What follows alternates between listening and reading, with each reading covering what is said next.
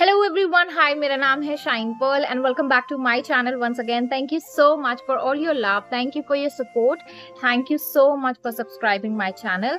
और आज मुझे 2-4 दिन पहले ही शायद मुझे एक रिक्वेस्ट आई थी कि दी कैसे हम लग्जरी को अपनी नीड बना सकें।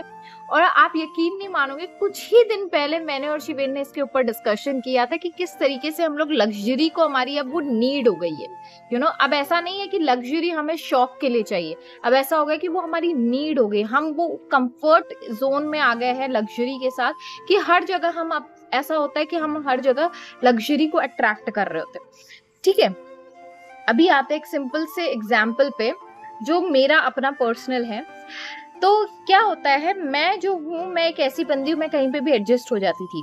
ठीक है, मैं बस से भी चली जाती हूँ, मैं कार से भी चली जाती थी, मैंने ट्रेन से भी ट्रैवल किया है, तो मेरा ऐसा कुछ नहीं था।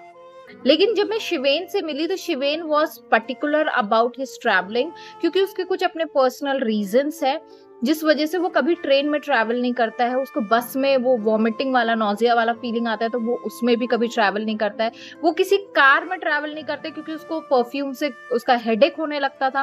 तो इस तरीके से उसके एक पैटर्न बन गया था, और जिस वजह से वो हमेशा फ्लाइट में ट्रैवल करता है।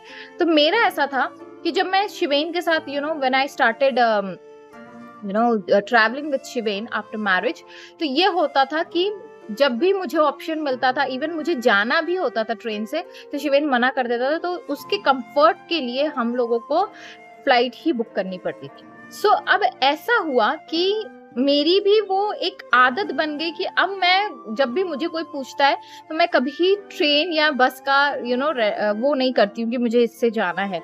बिकॉज ऐसा होता है कि जब आप अपने दिमाग को, अपनी बॉडी को एक कंफर्ट जोन में डाल देते हो, एक कंफर्टेबल, देखो किसी को भी मेहनत करना पसंद नहीं है।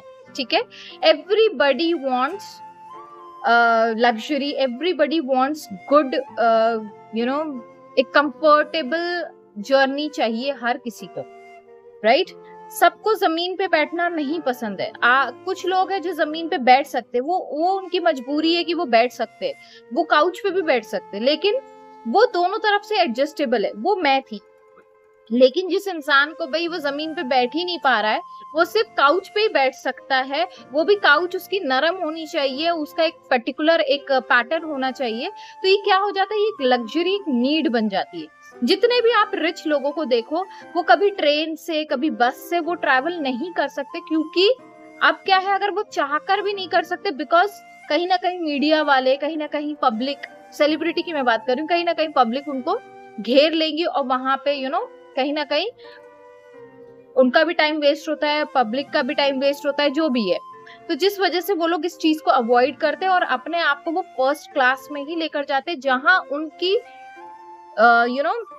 जहां उन्हें कोई डिस्टर्ब ना करे और वो किसी को डिस्टर्ब ना करे, किसी की प्राइवेसी में वो ब्रीच ना करे और कोई उनकी प्राइवेसी में ब्रीच ना करे। तो ये उनकी नीड है, गेटिंग। तो जितने भी सेलिब्रिटीज होते हैं, जितने भी रिच क्लास होते हैं, वो अपना टाइम जो है, वो टाइम बचाने के लिए वो हमेशा फ्लाई करते हैं। ऐसा नहीं है कि उनका मन नहीं करता होगा ट्रेन में जाने का या बस में जाने का, बट वो ट्रैवल इसलिए करते हैं कि उनका ऐसा है कि वो उनका टाइम बच जाए, उनका प्राइवेसी ब्रीच ना हो, and many other things. You see yourself, okay, you see yourself, right? हाँ, सो वो उनका ऐसा रहता है, तो वो उनकी नीड बन जाती है। अच्छा, राय मम्मा 2 मिनट, मम्मा 2 मिनट, मम्मा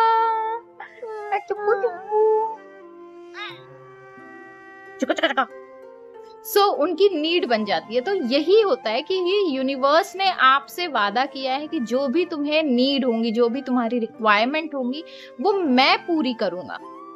चाहे जो सिचुएशन हो, मैं तुम्हें वो कंफर्ट जोन दूंगा, मैं तुम्हारी रिक्वायरमेंट्स को फुलफिल करूंगा, क्योंकि वो देने वाला है। सो अगर इसी चीज को आप, इसी प्रॉमिस को अगर आप अपने दिमाग में रखते हो और एक बार आप अपने आप को एक लग्जरी इन्वेस्टमेंट समझ के एक लग्जरी ट्रिप देते हो या लग्जरी कोई भी चीज देते हो, तो ऑटोमेटिकली आपका माइंड क्या करता है, उसमें कंफर्टेबल हो जाता है और वही चीजों को वो अट्रैक्ट करने लगता है।